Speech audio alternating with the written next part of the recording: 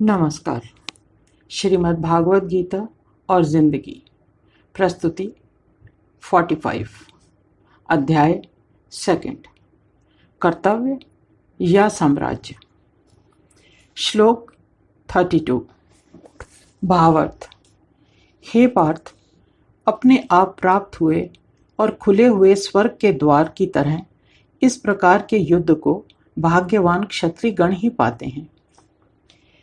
श्री कृष्ण अर्जुन को क्षत्रिय कहकर उत्साहित कर रहे हैं।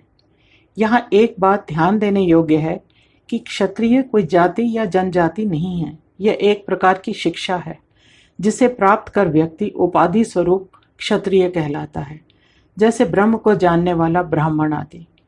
अर्जुन जैसा कोई दूसरा धनुधारी इस धरती पर नहीं था। एक उच्च कोटि का धनुर्धारी बनने में अर्जुन ने बहुत प्रयत्न किए थे, बहुत परिश्रम किया था।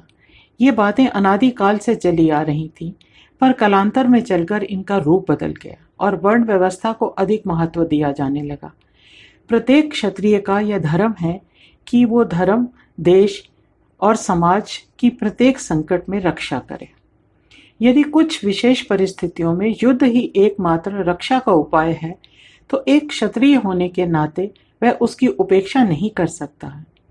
हो सकता है श्री कृष्ण ने उपरोक्त श्लोक में इस अवसर को स्वर्ग प्राप्ति का मार्ग कहा हो।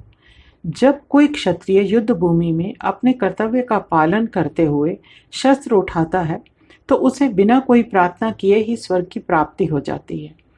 ये प्रश्नोत्तर और शंका समाधान श्री कृष्ण और अर्जुन के बीच हो रहे थे। कृष्ण का कहना था कि क्षत्रिय धर्म का पालन करने से ही उसे स्वर्ग की प्राप्ति होगी। तो क्या यह मान लिया जाए कि उस युद्ध क्षेत्र में जो सैनिक युद्ध के लिए खड़े थे, क्या उन्हें मोक्ष की प्राप्ति ना हो पाएगी? शायद ऐसा नहीं था।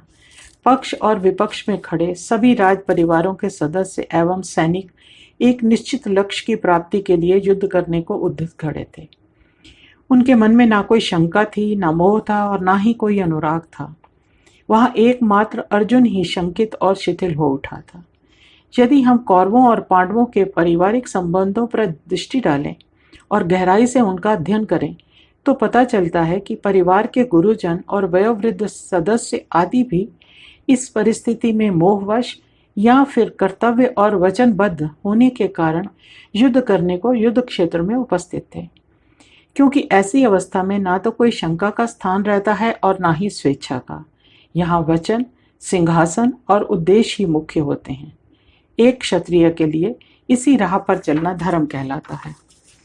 कभी कभी मन में यह विचार भी आता है कि कुरुक्षेत्र में जो लोग पांडवों से सहमत थे, वे सब उनके पक्ष में नहीं खड़े थे।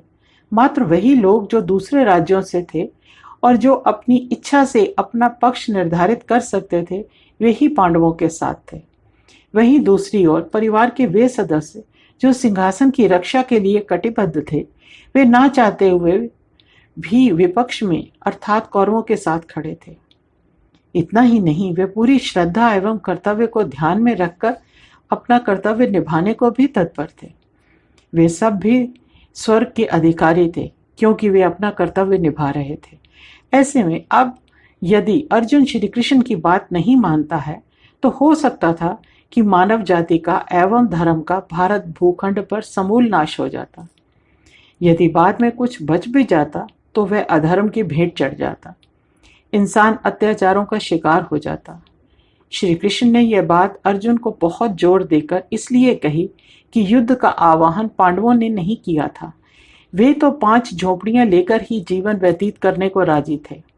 वे चाहते थे कि किसी भी परिस्थिति में युद्ध को टाल दिया जाए, पर जहां अहंकार और अधर्म की व्यवस्था स्थापित हो चुकी हो, वहां शांति स्थापना की संभावनाएं समाप्त हो जाती हैं।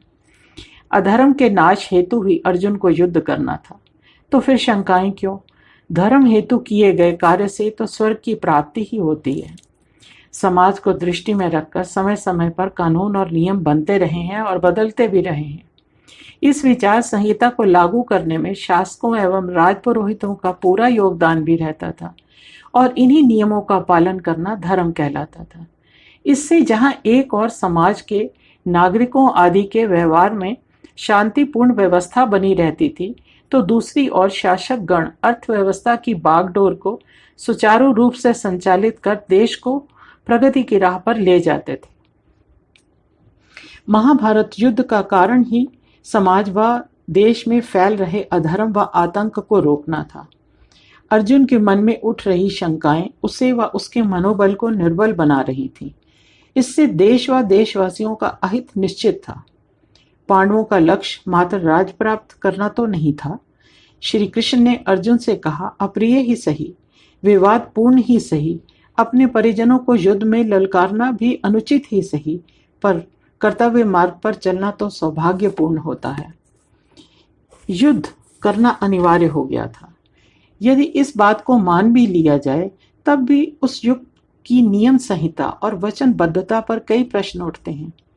आप भी कभी कभी ऐसा ही सोचते होंगे, कारण कि कौरवों और पांडवों की कथा में ऐसे कई मोड़ आए जिन्हें पढ़कर मन में एक प्रश्न चिन्ह लग जाता है। राजा शांतनु का परिवार एक संयुक्त परिवार था। भीष्म पितामह कौरव और पांडव दोनों के ही पितामह थे और गुरु द्रोणाचार्य सभी राजकुमारों के गुरु। विदुर एक दासी पुत्र थे। इसके बावजूद भी वो राय दरबार में अपनी योग्यता, राजनीतिक कुशलता के कारण एक उच्च पद पर आसीन थे। यहाँ पर इन तीनों वयोवृद्ध सदस्यों की आंखों के सामने ही कौरवों का अत्याचार, अनाचार और दुराचार बढ़ता ही गया और वे इसे रोक न सके। गंधारी ने भी अपनी आंखों पर पट्टी बांध ली थी। यह एक पत्नी धर्म का अनोखा उदाहरण था या फिर देखते हुए भी ना देखने का संकेत। आंखों पर पट्टी बांध कर भी वे अपने पुत्रों को अनाचार से रोक सकती थी, पर यह सब कुछ जो हो सकता था वो नहीं हुआ और नतीजा था महाभारत।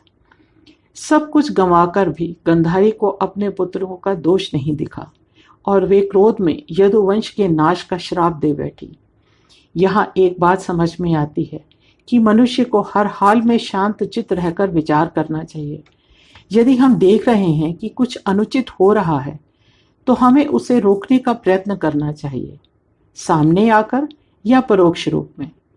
श्री कृष्ण लोकतंत्र के पक्षधर थे और उनका मानना था कि प्रजा के हित में किए गए निर्णय मानव धर्म व मानव हितों को समक्ष में रखकर लिए जाएं। नृशंस राजा की प्रजा को सदा कष्टों का सामना करना पड़ता है। प्रजा हमेशा राजा के आचार विचारों को अपना धर्म मानती है। ऐसे में सभी लोग दंभ और क्रूरता का दामन थाम लेते हैं। हजारों वर्षों का इतिहास हमारे समक्ष है और इस बात का साक्षी है। ऐसा तो आज भी हो रहा है। ज्ञान और विवेक ही मानव जाति का उद्धार कर सकते हैं, क्योंकि धर्म इसी की देन है। धन्यवाद। नीरा भसीन।